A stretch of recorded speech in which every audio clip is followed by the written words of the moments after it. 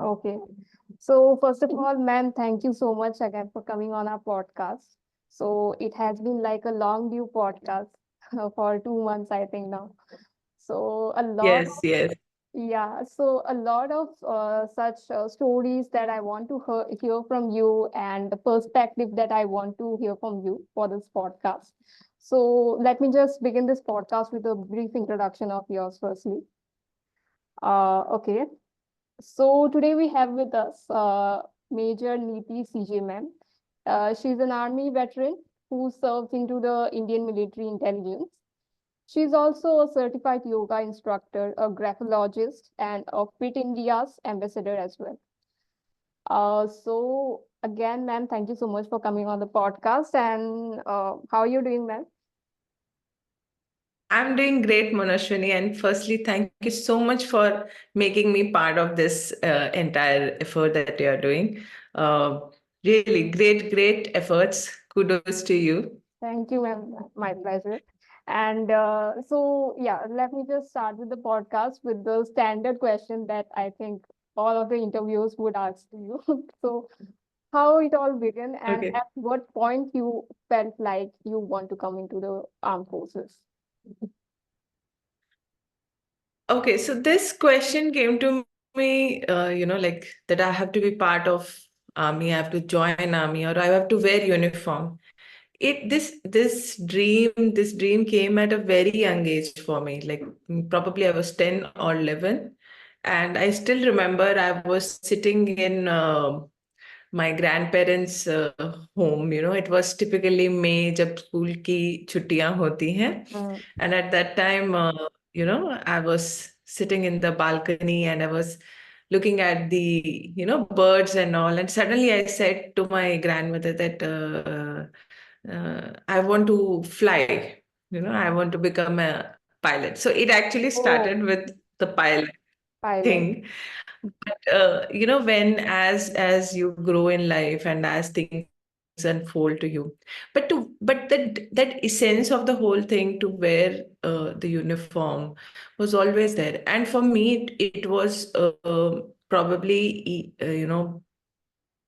that dream had that what you guess that what do you say, that support system to stay motivated. Mm. It remained because of my father, because he was also in the army, and I've seen him very closely, how he functions and how what all kind of responsibility comes into play.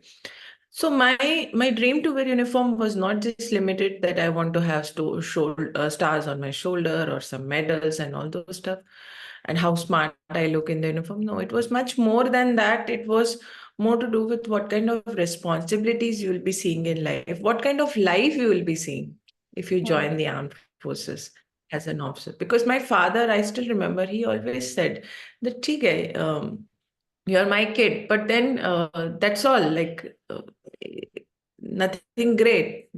You have to figure out life for yourself, right? Yeah. And being an officer is a immense responsibility. So you have to see for yourself how you fit into this role. Do you have it in you? Do you have that kind of? It is a lot of physically intense Profession. all profession. So so all this put together, uh, there was a constant the path was clear, but there was constant support also in this form. We used to have these discussions at home a lot. Hmm. So yeah, would I be a doctor? Ek time aaya tha when I wanted to be an army doctor, because see, at that, as you age, then only you come to know what all opportunities are available for you. And Hmm. we come from an era जब Google nahi tha, no? There was no Google where we can just put and we'll get information. Yeah, exactly. So yes, so uh, it started at a very young age, and I'm glad that I could manifest it into living that dream, because many of us see the dream of wearing uniforms, but how many of us actually are able to manifest it? And it is not just lack of hard work or anything like that, yeah, luck, because I don't believe in luck and all. I believe Hmm. that if you Okay. work hard, you you can create your own destiny. Hmm. So I always I feel I'm grateful that the dream I saw, I could live it. Okay.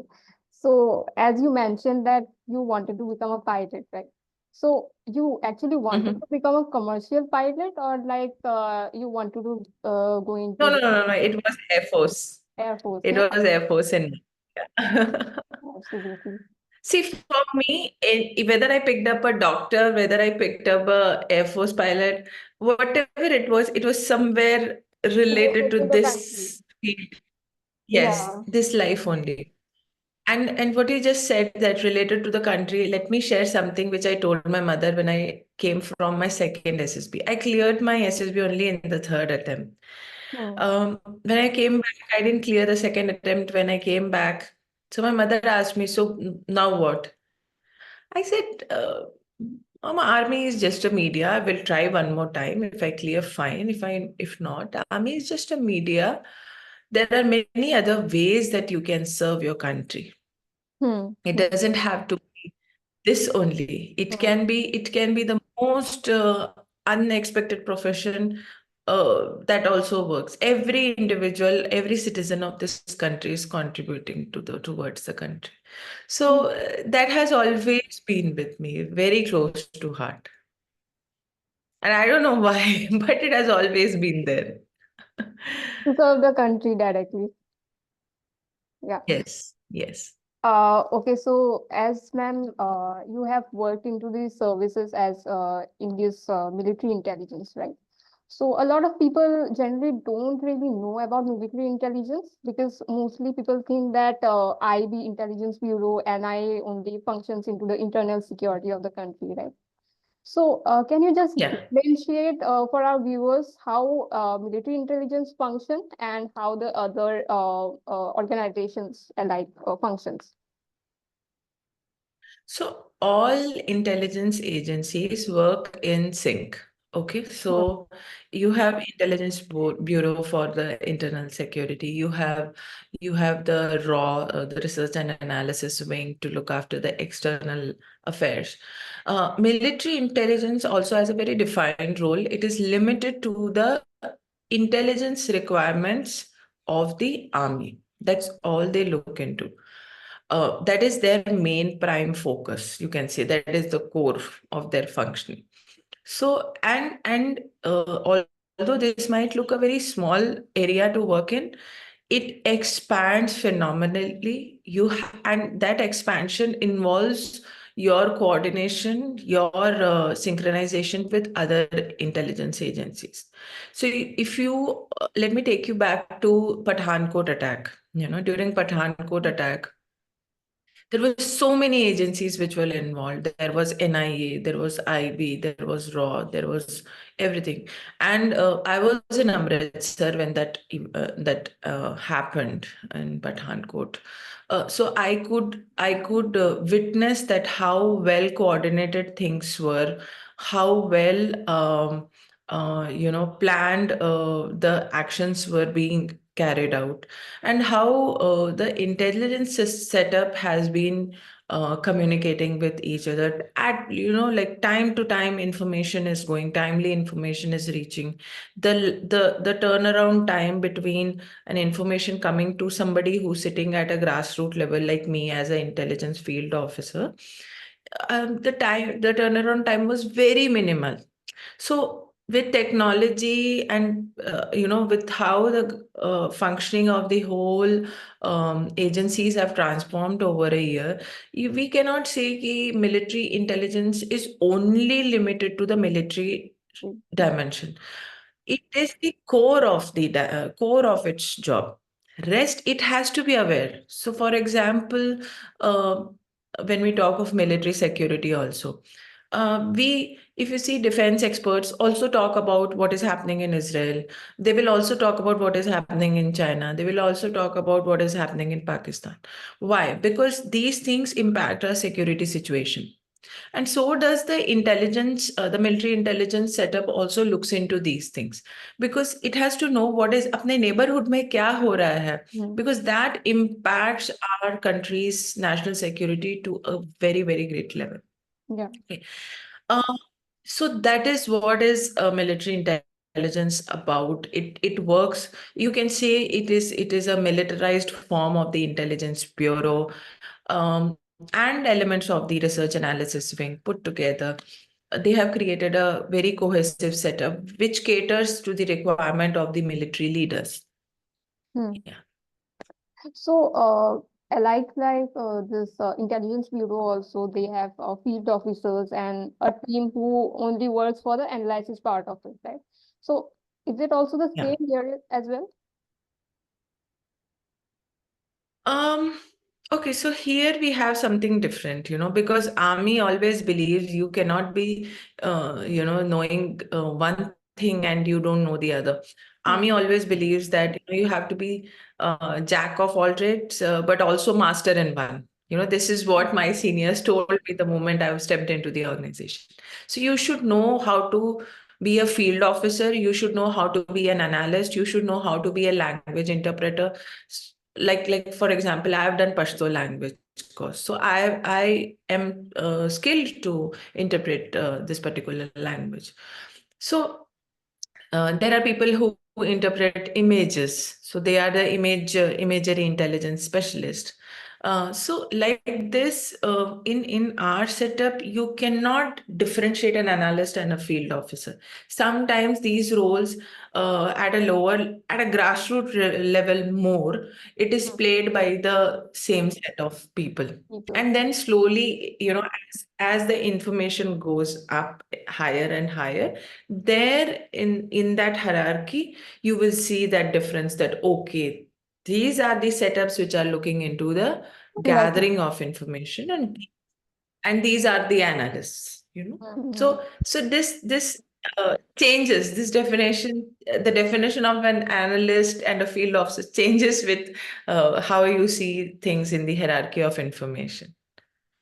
So, have you ever encountered any terrorists in that particular, in when you were into the service?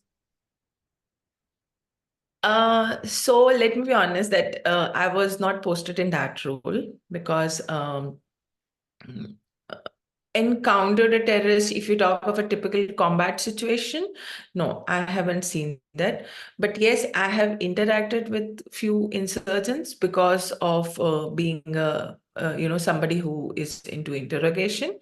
Hmm. Yes, you get a chance to um, interrogate people who are insurgents, who are criminals, who are smugglers.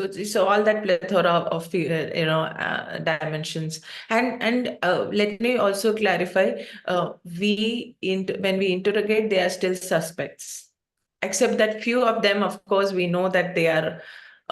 We caught them in action, and then you're interrogating. That's a different case, but there is also a possibility that most of these people are suspects. So Hmm. yes, in that manner, I have interrogated. I have even interacted with female insurgents, and it's a very different dimension. It's a very different feeling when you see a woman combatant, but not as part of your system, but you're seeing them as The as an other side. adversary. Yeah. Yeah, as a asymmetric, in an asymmetric role, working for an organization like that. So yes, those expand. But again, when we say a combat situation, these are also very important part of it. If these interrogations are not carried out the proper way, the information is not collected and documented the proper way, it can impact the whole operations of that region. Hmm. So it is equally an important role. Combat, yes, is important. Neutralizing, yes, is important. But our setup plays a very important role in building the security picture also. Hmm. Hmm. Okay. Yeah. So there is a very vital role of the military intelligence. How the security picture should be building up. So, do you remember any of the operations that you were in part of that? really challenged you as a person? I remember every one of them. It's just that I cannot share much about it. That's Okay. the whole that yes, I can give you this thing that yes, if you talk in talks of in terms of exposure, if you say I've served in the Northeast, I have also served in JNK, and I've also served in Punjab. Punjab was also a very interesting experience for me because where we see Punjab not having any insurgency, Hmm. they have overcome that phase of insurgency, but yet there is so much happening in that small state, in terms of insurgency, in terms of affecting the security situation. That's what would I would say. And even after so many years that insurgency has been wiped out, how the demography is taking it, how smuggling is affecting that region. All these things we have been privy to. And when you see these aspects, you realize that just because we just because the combat is happening in these locations, Hmm. these are the conflict zones, doesn't mean rest of the places nothing is happening. Hmm. So Okay. that myth gets busted. That myth gets busted that just because there is no conflict happening, nothing happening in Mumbai, nothing happening in Delhi, nothing happening in all these places, doesn't mean that there is nothing brewing there. There are always undercurrents, and we have, we are privy to what undercurrents happen. You know, if you see IB ka aapko suddenly, you will see that they have busted a racket of Pakistan ISI Hmm. agents. They Hmm. suddenly one fine day you will get a news, and Yeah. then they will say that उसमें होगा कि they have been operating for the last 5 years. This entire racket has been going on, and so it is not that one fine day they got hold of him like a police and it got busted. No, no, no. It doesn't happen that ways in the intelligence framework. It is more of a reverse engineering. They have been following up for a while, and then finally, they felt they have enough evidence. Now, this entire ring can be nabbed. Busted out. So that's how it happens. Yeah. So there's a lot of spade work which goes behind that one news title or news flash that we see. And you will see this racket working in most unassuming places. Like, you will see in them in Delhi, somewhere in Jaipur, Bhatinda, Hmm. such things. Yeah. So, yeah, so that's how has been my military experience. Okay. So as you have mentioned about JNK as well. So in which year you were posted in JNK? Like in which year particularly you worked there? 2015, 2014, 15. 2014, 15. So how was the situation back then? And how much do you think JNK has kind of came out of that atrocities? Because like also the removal of three Article 370 was a huge kind of step that the government have taken. So what are your views on that, firstly? See, honestly speaking, I'll speak from the space of being an intelligence person, Hmm. where, and as an intelligence person, we have no sides. We just talk on based of what we see, whatever observations and whatever inputs we have. Um, there has been a situation that alienation was happening. Let's be very honest. If you even just see the newspapers during that time, if you just scrutinize those newspapers, you will realize that there has been lot of alienation which has been done towards JNK. Okay. Hmm. Now, somehow media doesn't realize how they are contributing to this. They are also an equal contributor to this. Absolutely. Yeah. All these yeah. Now, if you see, the government initially nabbed the suppressed separatists, and then they brought in the abrogation of Article 370. This all happened during the same time. This was necessary because although prima facie you might see that these separatists are talking for the people, what all atrocities are happening to the people, XYZ. Um, but let me tell you, because I've served in Northeast also and this place, let me tell you, these both regions work very differently. Very Okay. differently. Here, the moment these separatists, you have to, I mean, let's understand why they are called separatists. Whereas in Northeast we call them as insurgent leaders, or their political reps of the insurgent organizations. We have such terms. We don't call them separatists there.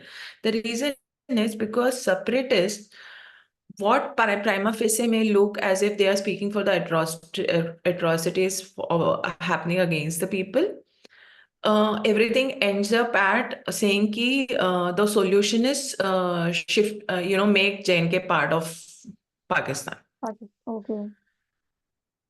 So this is a common narrative which has flown, and that is the reason that it was felt that these people are not speaking for the people, but they are probably trying to separate the area, the region, and its people from that belongingness towards India.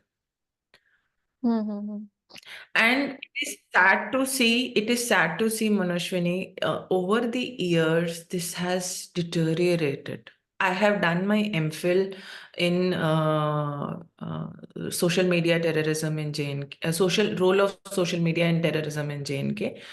So, what I've observed during my research also is that there is till the time this social media wasn't there, things were still better, still manageable, still you could handle the population. With technology, handling of that population had become more difficult. Mm. Okay. Okay. So that's why you saw that internet services are banned, these things are happening. Mm-hmm. See, this is not just to stop spreading of certain information. That is one thing. But the second thing is, people don't understand that in this game, they are the ones who will lose the most at the end Absolutely. of the day. Mm. See, we are the forces, there is the government. We will do our respective jobs, and when the day comes, we'll pull off when the situation is stabilized. But still, the people have to go through that trauma. They have to overcome that trauma. They have to overcome that whole scenario and build themselves into a newer version. That's not that easy for them. Now that's what probably is happening when the abrogation happened. They have been used to a certain way of living, and certain things happening. Now suddenly the government decided to do this, and they are in a state of shock and awe. Okay, now what do we do? Mm. Because till now they haven't interacted with people outside JNK. JNK. Suddenly you are suddenly there are businesses happening, which is good. I'm saying which Obviously. is good because this alienation actually worsens the things. Mm-hmm. Now And let me give you another picture of how these organizations do that. Um, there's a very interesting documentary called "What British Muslims Want." okay, it's in Netflix. If you ever get time, do watch that. It's in Get Netflix it? or Okay. No. It's on YouTube. YouTube. Okay, I'll search for it. Yeah. Yeah. Yeah. What British Muslims want. We need to understand that from where this whole concept of, uh, I think so there's a network issue. Just give me a second. Yeah, sure, ma'am. Mm. Is this better? Actually, you froze. Mm. I mean, your voice is coming, but the screen is, yeah, now it's better. It Okay. is fine. Yeah. Yeah, yeah. I actually switched the network because I wasn't able to see you. Yeah. Yeah. Okay, ma'am, continue. Okay. So, in that documentary, they have shown how the concept of Islam has changed for individuals over these years, Hmm. especially people who are practicing Islam. So in that, they showed that there was this particular cab driver and he used to be wearing normal clothes. And after a few years, suddenly he watched certain videos and he felt, no, Islam is in danger and this, that. And he started wearing the cap and identifying, I would say identifying externally with Islam. Okay. Got it. Now, if you go back more in history, like um, if you read the Al Quran, or if you read the, if you even see that there is again a very beautiful set of um, series by Anarchy on the Prophet, you will understand that the Prophet also has had faced lot of suppressions, lots and lots of suppression. Hmm. The Arabs actually made it very difficult for him to bring that transformation and change which he was looking for. Now, Hmm. it is also important to understand that when when a religion or a form of system is born from a state of suppression, Hmm. somewhere that always remains in the mind, that that doubt, are we being threatened, are we being, Hmm. that will Self-doubt. always remain. That has nothing to do with the religion. You even see ethnicities, you even see amongst caste creed, those who have felt, who have risen from the suppression or any kind of alienation. The doubt always remains, and it takes ages to remove this. Hmm. Absolutely. Now, very interesting, contradictory to this is the Northeast scenario. Northeast, the tribes, the ethnicities, they don't feel that they are suppressed. Hmm. There are internal conflicts there. Yeah, firstly is the internal conflict between themselves. Hmm. But also interesting part is they say that we are proud of our traditions, we are proud of our cultures, and we want it to be identified as a separate state. Hmm. And since these scenarios are very different, that's why it has to be dealt very differently. It can't be the same template everywhere. Now, coming back to what change or how I see the change happening, um, I haven't been following that much after the abrogation happened, but I do see that the youth is now actively taking interest in the governance, which is a great sign. Which Like is a youth great in sign. They are general not. or of Jammu and Kashmir, basically. I'm talking of J&K. I'm Yes. talking of J&K. Hmm. I'm talking of J&K, where the I see the youth. I mean, I'm first addressing J&K because that was your question. I see, because again, my exposure is presently limited to the social media platforms, but it also gives very vital indicators of what the social media uh, Hmm. narrative was earlier and how it is becoming now.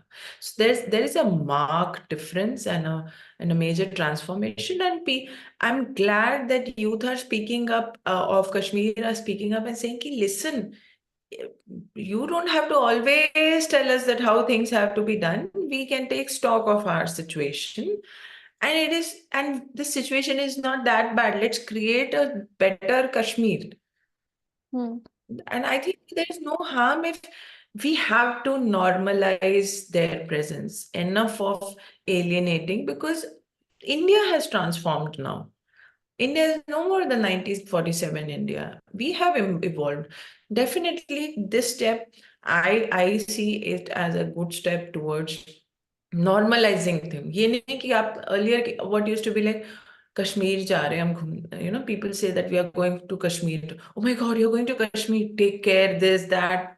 Yeah. Okay. You know, if you see all over the world conflict zones, tell me one conflict zone which has come out and has established peace It takes without political intervention. hmm, Sorry? it Without takes political time. intervention, yes, it takes time. And political will is important for this. And without political intervention, just security forces cannot normalize the situation. Hmm. They are there just to mitigate the situation for a while, but thereafter, the governance has to involve. And this 3 decades in Kashmir, the military presence, I'm glad that finally the government decided to intervene. The center decided to intervene and say, "Ki, what is this going on? No, nothing. See, taking away of special status and all that thing, you know, which people go around harping as a counter narrative. I say that what did they achieve by doing this special status? Hmm. What have they achieved? I really want to understand. Did they flourish economically? Did they flourish socially? What had happened with that special status in last so many years of our independence? Nothing. Okay. And actually, in one of the posts, I read a comment of this particular person who was was a citizen of that particular state. So she wrote that, why the government is, doing all those sort of, interviewing in their personal thing. So, and she wanted Kashmir to become an independent state, basically not a part of Pakistan also, not a part of India also. So I was just wondering, Yeah. do what do she think that Kashmir would be let free from all these particular neighbors that we have, or else China would intervene, or else Pakistan is there only. So I mean, there is I some. don't know. People don't understand, and I just hope, I urge that the youth of Kashmir understand this. Nobody is trying to put them under a system. I understand from where culturally and historically this concept comes in because I have done my research in Kashmir. Kashmiriyat was, if you look back, Manashwini, Kashmiriyat was not an inherent Oh, narrative. okay.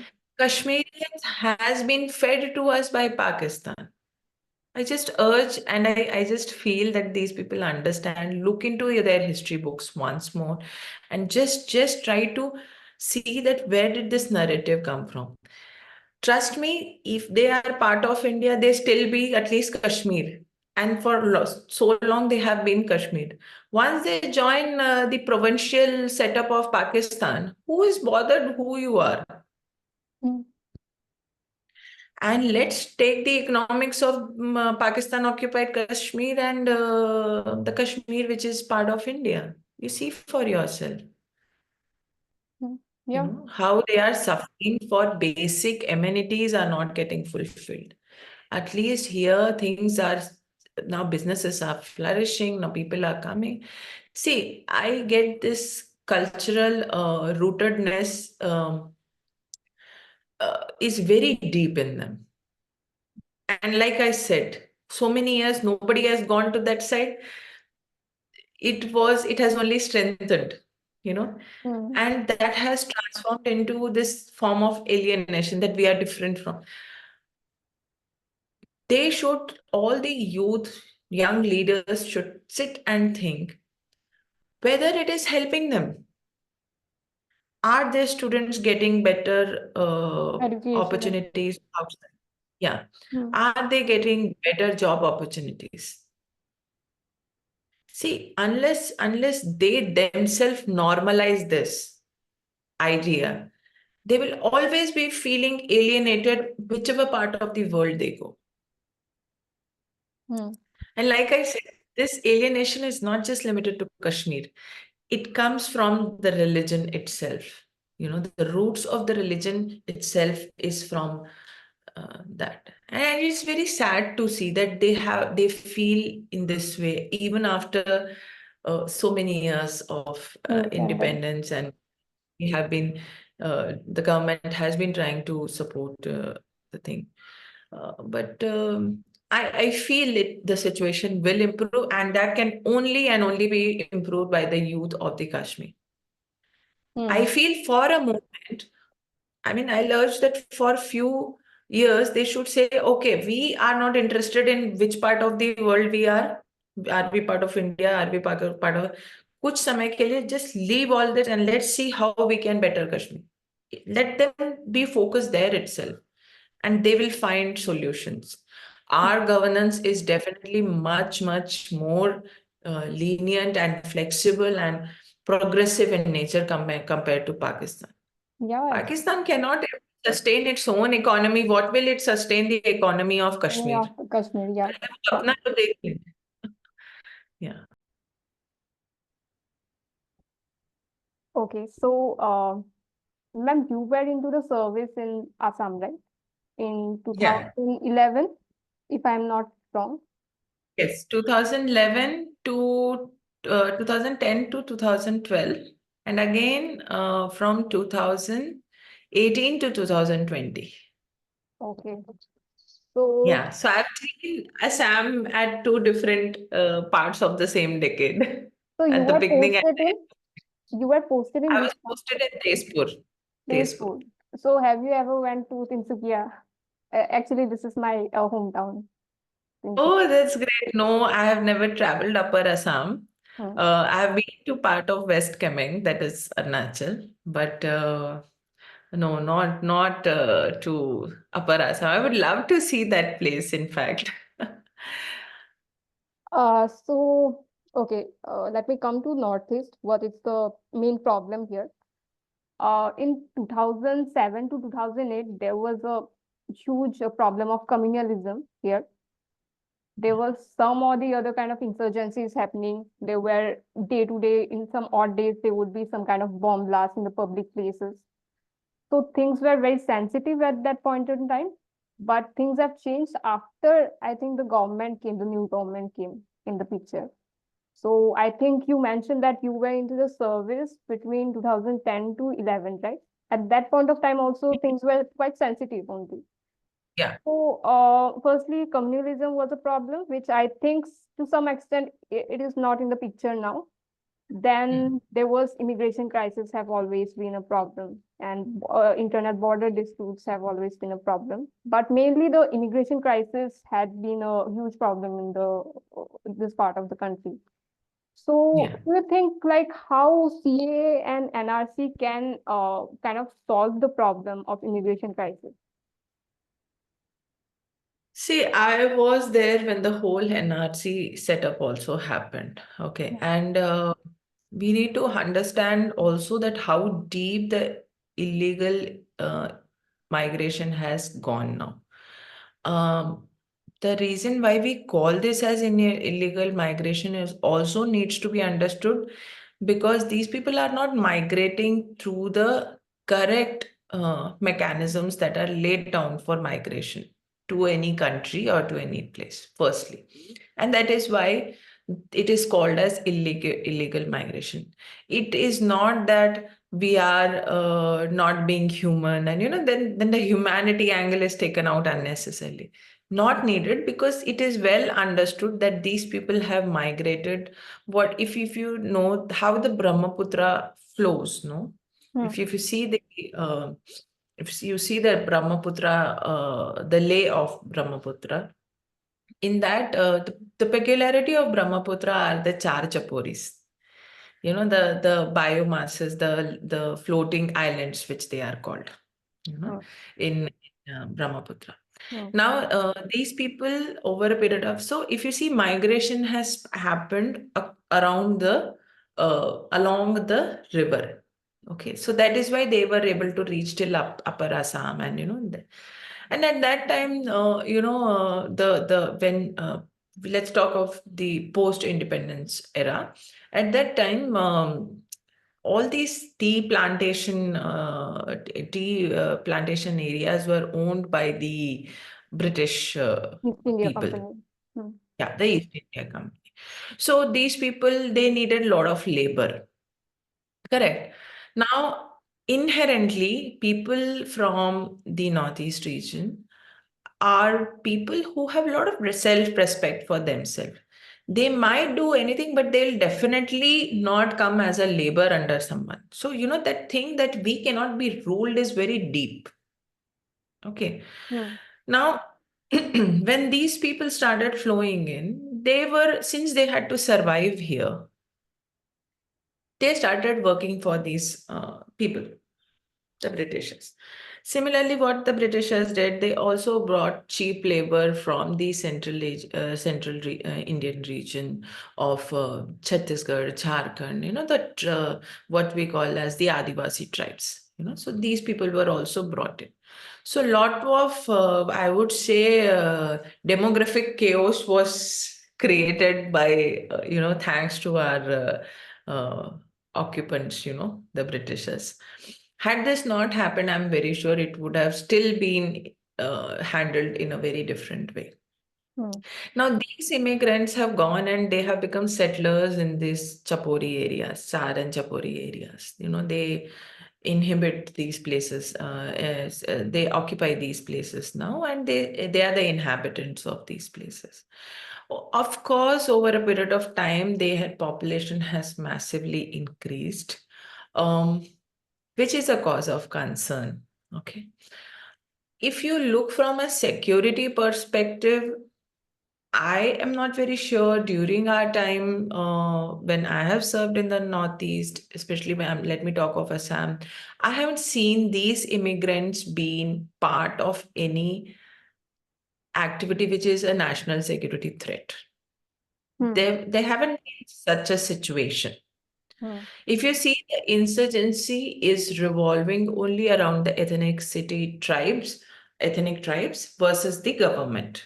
Okay, they are actually against the government, saying "Ki we have these requirements." Okay.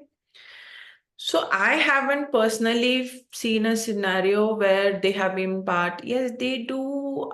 There are instances where they probably were in smuggling activities and all those stuff. But something massive. I mean, there is. I'm forgetting a particular organization which was formed, but again, they had nothing to do with these people who have migrated. Let us understand they are economically and socially weak. Hmm. I think they have their basic survival is at a question. Uh, so what is a threat is that they can be easily motivated to pick up arms. That is the worry. Hmm. Okay. Yeah. The worry is not that are they dangerous? No, prima facie there is no danger because they are also struggling. See, they have been thrown away from their country. Where Hmm. do they go? Their country is suffering from overpopulation. Where will they go? So that's how the whole migration happened. The maximum migration took place when Partition. the Bangladesh liberation was happening. Hmm. That's when these people, to save themselves, they migrated to Assam. That was the easiest route along the river, which over a period of time has become like now a trend, you can say, where they keep, if they see that they are not able to survive in that region, they quietly move and come into India.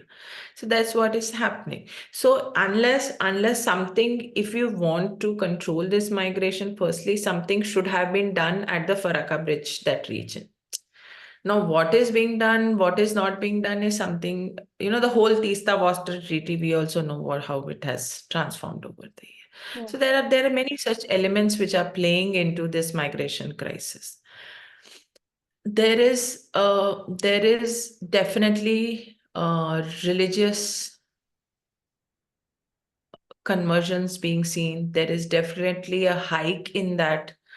Um, I still remember in 2011, we did an analysis, and it is there, it is very much there in the open source also, that by 2040, if the situation be like this, then by 2040, 2050, more than 50% population will be of the Muslim demography. Okay, so Okay. this is an observation which had already come. So this is the reason the whole, if you see, the whole genesis of the insurgency started only at this time. You must be aware, since you belong to Assam, that the Mangaldoy by-elections, that's when the whole thing started. Hmm. The Mangaldoy by-elections, um, they suddenly realized that, oh my God, the voters are mostly non-Indians. That's when the thing came out. Yeah. And that's how the whole insurgency in the Northeast had started. And the tribes are really concerned because you see the conversion rates, um, which is happening. You see how many Bodos are left in the Bodo land, how many, that whole, when the NRC happened, for that matter. Hmm. I mean, just see the results of the NRC. How come, Yeah. how come regions which have 100% immigrants population have got registered 100%? Hmm. Nobody has, you know, you see how they have easily absorbed into the system. Now, the interesting part with migrants is, especially the migrants in this scenario we are talking of. See, they knew that they had to survive.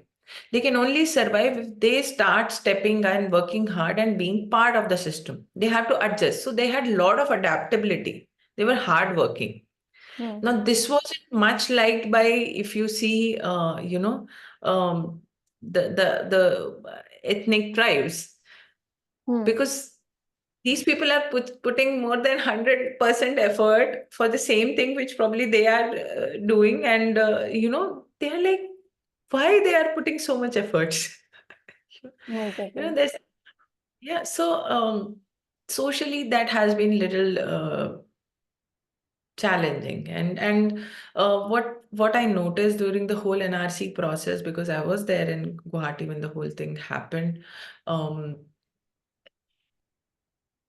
the system has had some such flaws, Hmm. or I won't say a flaw, because it's very easy for us to label a flaw. It is more had such peculiarities that can be worked around and you can be registered. Okay, let's talk of this whole Aadhaar card thing. If you look at the Aadhaar card, Abhi to it has become very stringent to get an Aadhaar card Yeah. and all those things. But Hmm. initially, when the Aadhaar card was introduced, anybody could get an Aadhaar card. They had to produce some certain electricity bill, some this bill, that bill, and you're done. Hmm. Yeah. You're getting it. So most of these immigrants, they have Aadhaar cards. Now, what do you say? So this is because they are tenants here in somebody's house for so many years. After a certain point, you cannot throw out the tenant. There Hmm. are such tenant rules also. Okay, so all this situation has been there. I really don't know where we stand today in terms of the migration situation. How much is NRC and CA actually going to help? I mean, only policymakers know this. But Yeah. from a security perspective, if you ask me, it is little concerning, because Hmm. again, see, you are allowing certain tribes, or certain demographic sections will be allowed to still be citizens of this country. Hmm. So in invariably it is going to affect the demographic situation again of Northeast. Yeah. So, I mean, this is for the decision makers to see, will it actually be impacting the way you want it? Hmm. See, the whole idea of keeping Northeast, intact in its tribal ethnicity, in its core, the whole thing. It has been tampered when the Britishers came. Okay. Okay. Now, again, we are tampering with the whole thing. I mean, let's leave it to the decision of the people. How do they want it to be shaped? There has to be some review happening on this. Mm, If it was so easy, why didn't the Assam Accord happen till now? Like, why is it taking time? mm, yeah. Because somewhere everybody is not coming onto the table and having that kind of a discussion. Everybody is having their own views and sitting nicely in their places and discuss. That is not how you discuss. And knowing that insurgents from the Northeast, their leaders, there was a time that they were looked upon, that these are the people who will, if the government strike deals with them, can bring something to the Northeast. That also hasn't happened. So people are also losing faith from these insurgent leaders because Mm-hmm. they are busy making their own money. Mm, yeah. Because of the threat and because of the amount of because of the corridor notice and all those stuff, red corner notice and all the stuff, and in NIS hit list, most of these insurgent leaders are not here. They are in Myanmar or they are sitting somewhere else. They are not in India. So the lower strata feels like an orphan. That what is happening? Political people are doing their set of things. At least politically, I would say the situation has changed a lot. In Northeast. In 21, I was going somewhere ahead, but I got on at Guwahati. Mm. I was amazed to see the Guwahati railway station. I couldn't believe that it was Guwahati. There was cleanliness, there was so many amenities for the citizens. See, at the end of the day, what does a common man want? A proper His life. facility. Yeah, facilities and better education for his children, and that's all. They are done. They are Mm, not going to ask you something more. So I feel over a period of time, the insurgent organizations have also digressed from their visions. mm, Initially they wanted, see, and you see this trend is there in all insurgent organizations in the Northeast. They'll start with asking for statehood. That's how they'll start. And at the end of the day, they are okay with if they are given administrative division. mm, Okay, I understand that they are also seeing the feasibility of a situation where the interest of the tribe is safeguard.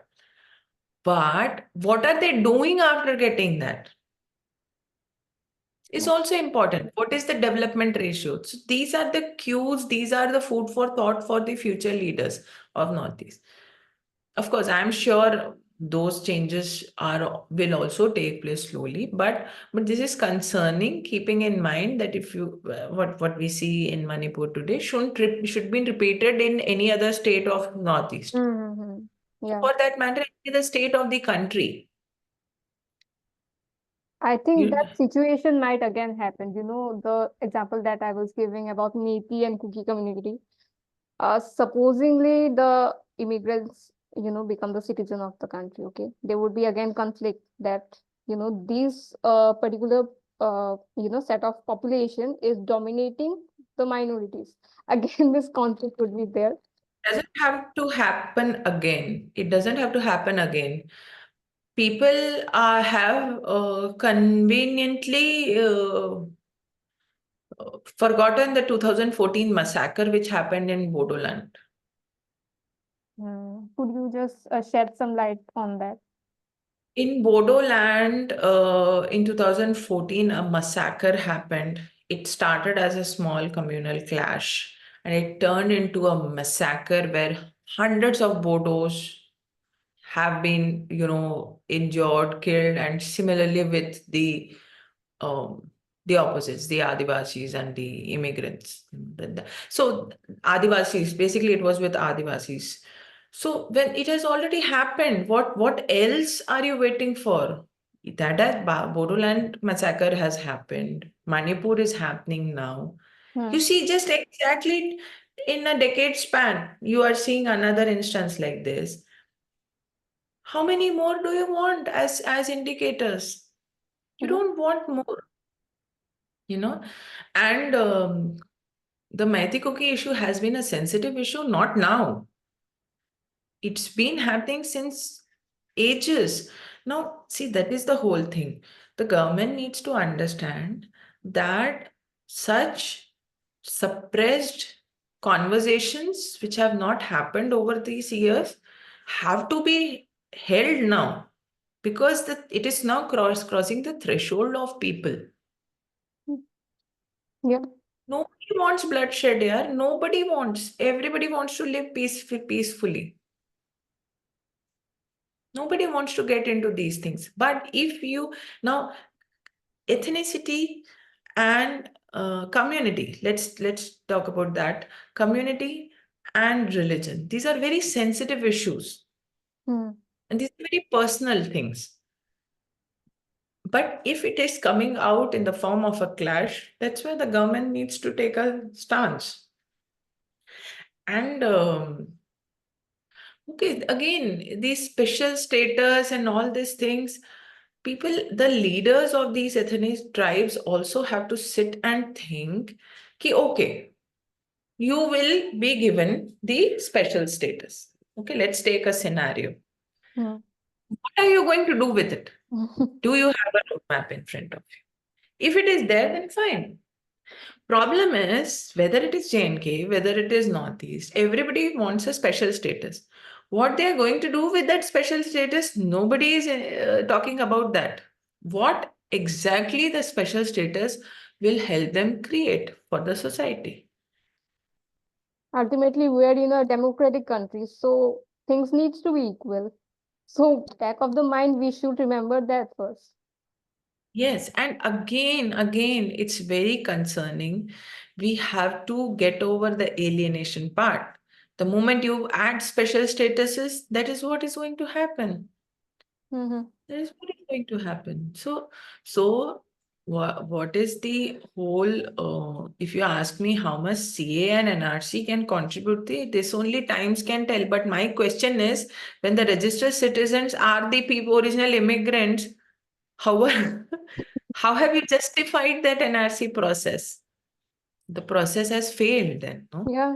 So, And so that is actually, that. the NRC process was started by the former government, right? Not by the current government. It was started by when Congress was into the picture. I'm not very sure of this. See, ultimately, all the projects which take place is definitely, there are projects which are carried over from the previous Former. governments also. Hmm. Yeah. So considering that this happened somewhere in 2018, I'm sure 2018, 2019, uh, the decision making would have happened at least 5, 6 years before. That's what I'm assuming. Hmm. So, yeah, so whoever took the decision from my side, They are only I mean, complaining now. yeah, so, uh, yeah, so, what are the deliverables we are looking as a society? Noam Chomsky, he's a thinker from the US, and he always he is very anti the Hmm. democratic system, and like how it functions basically, and he has really identified some interesting lacunas there. Hmm. The problem is, as citizens, till a certain age, we are busy doing certain things. Hmm. Okay. The governance has ensured that you are busy doing these things till a certain age. Suddenly, at the age of 18 and 24, you become a voter. You are an active part of the political system who has no idea about the political framework, because whatever you so-called studied in civics and history is all, Manufactured by the government itself. yeah, we also know how it has been manufactured. Hmm. So the way it has been orchestrated, you end up being somebody who has no idea about what is happening. And based on whatever the individuals are in front of you, you are taking a decision that they should be your leaders. They should be your representatives. Yeah. So somewhere the political system has to have more active participation, and the preparation for that happens not at the age of 18 or 21. The preparation happens much before that. Yeah. Absolutely. Ask a 5-year-old in Northeast. You go and ask a 5-year-old in the Northeast, what do you want the government to do? I am very sure it will give one very interesting answer. We underestimate children a lot. You go interact with them, they will have so much to share because they are the people who are dealing with things on a day-to-day basis. Hmm. Ask the children, ask the women of that region. And Hmm. as it is, Northeast is matriarchal, and women have to be an active part of the system. Hmm. You Absolutely. see, you see the responses, you see the inputs coming, you will realize that we are probably going on a very different tangent in terms of governance. I think if NRC was little bit more, the government, if they were a little bit more careful about the system and how it goes, then I think the problem with CAA wouldn't have even emerged, I think. So I think again they should do or reconsider NRC. That would, I think, would help. Be helpful. I mean, I also feel the same. They should, but the criteria has to be something more specific. It can't be such, So much you know, lenient. yes, Hmm. yes. In fact, I still remember when CA happened, that time also I was there only in Hmm. Tezpur. And it was very funny. We were going to the core headquarters to brief the GOC, and our vehicle was stopped. Hmm. And the guy who stopped the vehicle is a shopkeeper to whom I have been visiting. Like, it is a small village place. Hmm. And there this guy owned a shop, and I used to buy milk from this guy. Okay. And I smiled at him. I said, "Ki, why are you stopping the vehicle? What happened?" He said, "कि अरे madam आपको तो पता है ना, अभी तो आप सेंट्रल गवर्नमेंट की गाड़ी में हो ना, इसलिए आपको रोकना ही पड़ेगा। अभी वो सीए का चल रहा है ना, इसलिए." So People meaninglessly, don't. everyone is participating.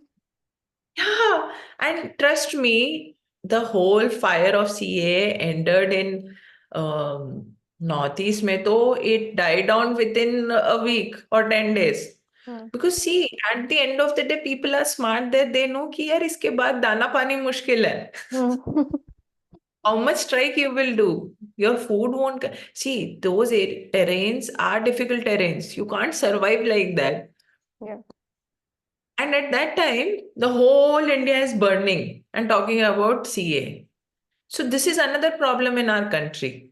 We are not interested in what we are doing. We are interested, अच्छा उसके यहाँ क्या हो रहा है? अरे यार उसके घर में हो रहा है. हमें खड़ा खड़ा होना चाहिए. Hmm. Why? Do you know the situation? Do you live there? Who are you? Is it affecting you it is affecting you in which way? Financially, socially, politically? No. Sitting in your AC room in Mumbai in a good penthouse, you are talking about CA is bad or good or whatever. Who gives you that right? That give that the right totally is with the people of that land. Yeah. See, we are a diverse nation. And the beauty of diversity is that every state, every region, and its people have the right to make a decision. That's why we have the legislative assemblies. By doing such things, what are you trying to create? Like you are trying to suddenly say that that own leadership is useless. Yeah. Let's not do that. Let's not do that. Let's have faith in the region. Let's have faith in its people. They'll be able to take care of the situation. You killing people sitting in Delhi, how is it going to help? It doesn't help. It Actually, doesn't that help. had only fueled the CA situation in the Northeast at that point of time in 2020. Yes, exactly. Because see, like I said, people in the Northeast, they are not much. They'll not unnecessarily get into an altercation without a reason. Hmm. Unless you do something, they'll not get into Okay. this is something I have seen. I've seen in the whether it is Northeast, whether it is in any region for that matter. And neither are they people to lose their head off just for trivial issues. No, something has to be deeply rooted. If Manipur happened, it had to be something deeply rooted.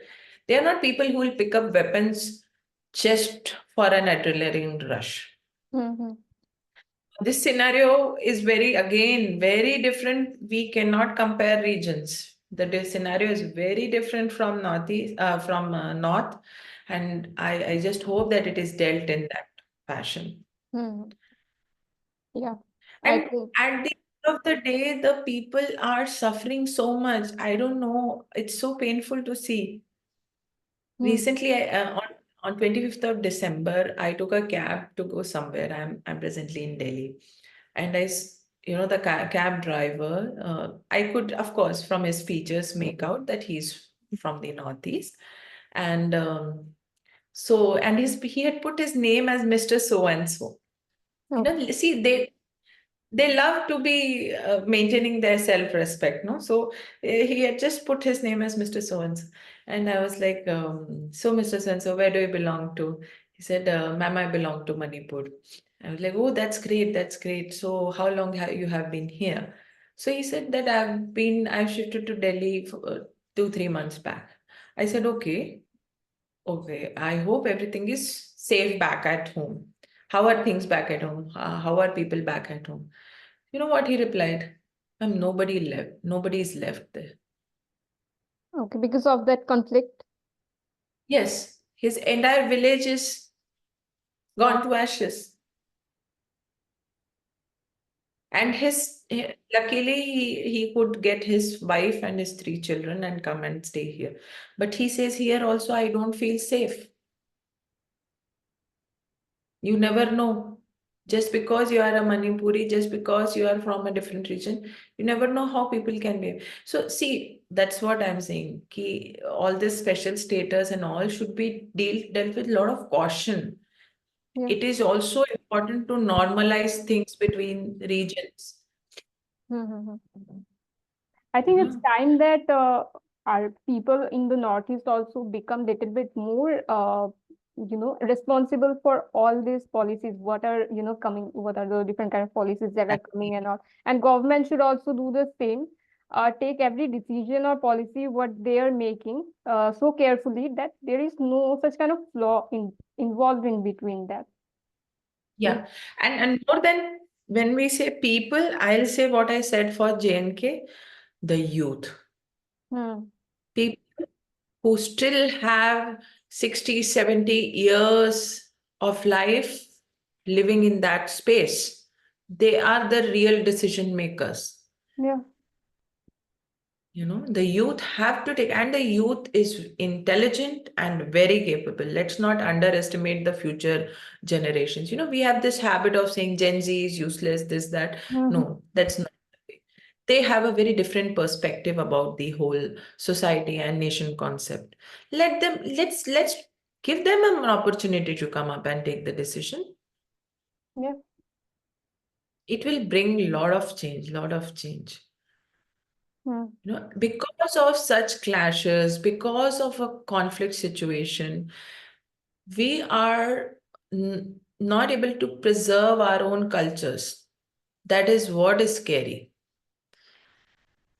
With a volatile neighborhood, I think so. It's high time we think about it. Absolutely, ma'am. And as you have mentioned about the Gen Z, so I think this generation is more actively involved into politics, into geopolitics, into the culture, into the Yeah, internet, into the connectivity altogether. I think whereas if I see the millennials, they were talented, not a doubt with that. But some or the other way, they were so much kind of disinterested with the politics and everything at that point in time when we were children. So I think absolutely. things have changed.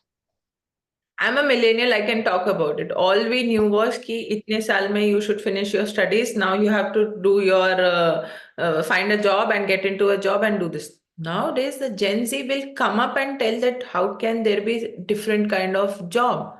Hmm. Yeah.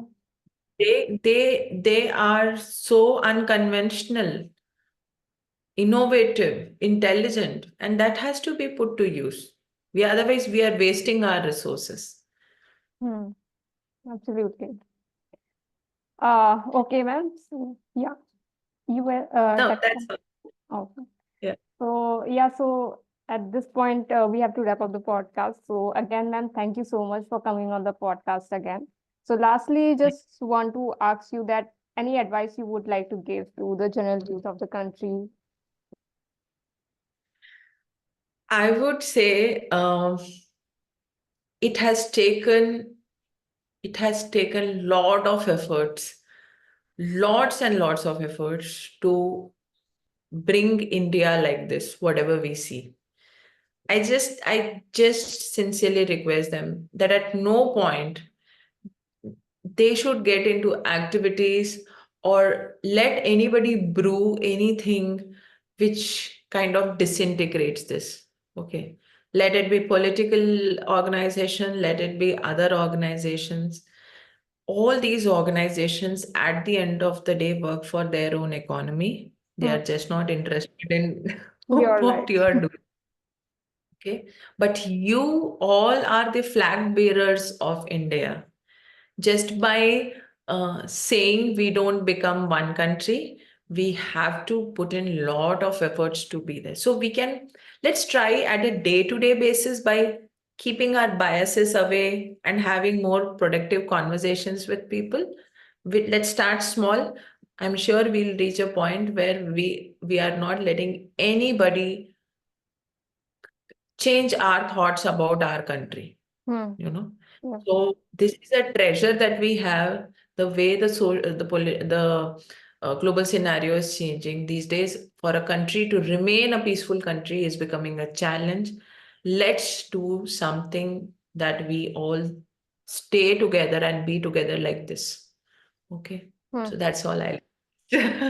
Thank you so much. It was a lovely conversation that I had and learned so much about the country from you. So hope we do the another podcast on another time. We're Sure, discussing sure, some more. absolutely.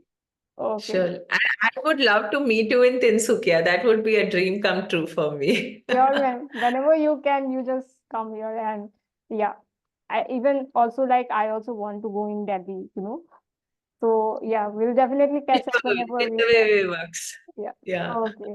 Okay, ma'am. Thank you so much and lovely having Thank the you, dear. conversation. Have a great day. All the best. Oh, thank you. Jai Hind. Jai Hind. Bye.